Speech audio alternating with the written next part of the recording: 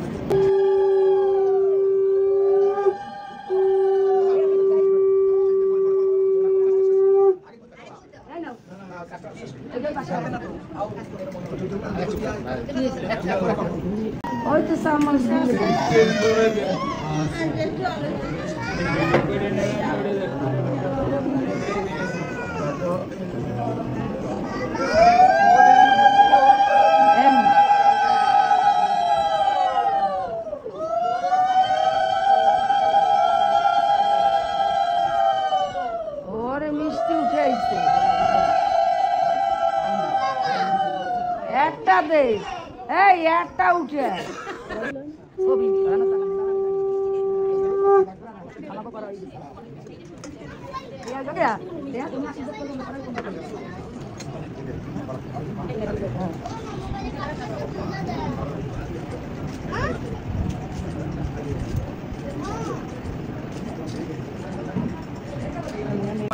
না না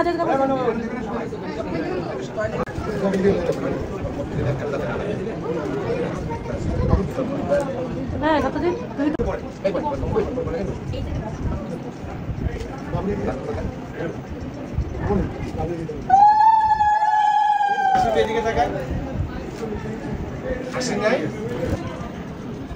এতক্ষণ আপনারা দেখলেন মেয়ে বাড়িরা সবাই আশীর্বাদ করলো, এবার ছেলে বাড়ির করার পালা। ছেলে বাড়ির মা বাবা প্রথমেই আশীর্বাদ করেছে, বাকিরা এখন করবে, সেটাই দেখতে পাবেন।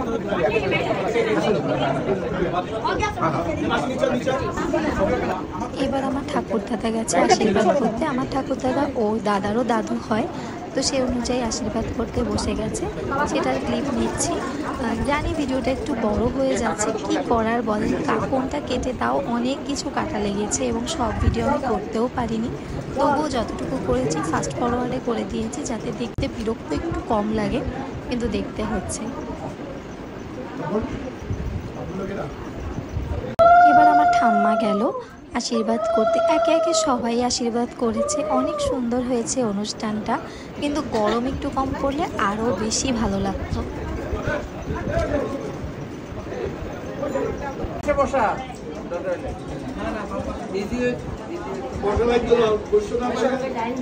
এটা হচ্ছে দাদার দিদা হয়, আমার মেজো ঠাকুরমা হয়, তিনি গেলেন।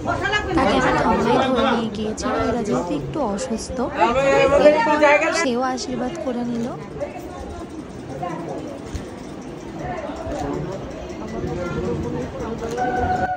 এবার আশীর্বাদ করলো দাদার মাসি, কিন্তু আমার বিথি পিসি হয়, পিসি আশীর্বাদ করে নিল। দাদার মেঝো মাসি হয় সে, তো পিসিও আশীর্বাদ করে নিল। দেখতে থাকো।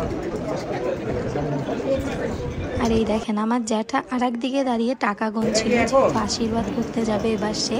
জ্যাঠাও আশীর্বাদ করে নিল। জ্যাঠা কিন্তু আমার একজন রেগুলার ফলোয়ার, বারবার আমাকে অনেকেই বলছে, তার মধ্যে জ্যাঠা অন্যতম, যে ব্লগ আসবে তো। আর এরপর মাও আশীর্বাদ করতে গেল। মা হচ্ছে দাদার মামি হয়, তো মাও আশীর্বাদ করে নিল। মার এসব ব্যাপারে একটু লজ্জা লাগে, কিন্তু দাদা বারবার ডাকছিল, তাই মাও আশীর্বাদ করে নিল।